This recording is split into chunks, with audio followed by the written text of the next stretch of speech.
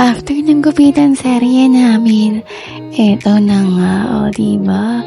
Bongga ang aking gupit. Ito pala ang pinakamaikli na gupit ko sa kanya. Nagustuhan niya naman, o diba? Bumatang tingnan, sabi nga nila.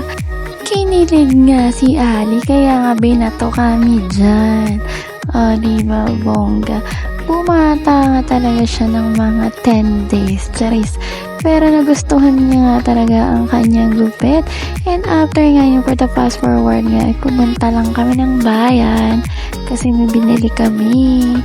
Kaya nga ito, napabili din kami ng fishball. Sabi ko nga, kaya ko nga din yung gawin. Pati ang sauce ng bongga. Kasi dati nagtinda rin kami niyan. Masarap nga, o diba? Hindi nga ako makatawa dahil wala pa nga akong ngipin, o diba?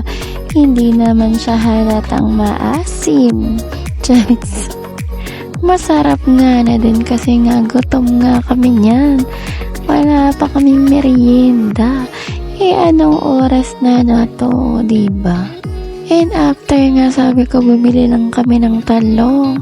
Kasi gagawa kami ng torta. O diba, nakapagsaing na nga. Pasarap talaga ang tikak. O diba, ganito ko lang ngayon talong. Kasi nga ito torta nga namin yan. Nakapagprito na pala ako na na. O diba, ito na nga yung gagawin ko.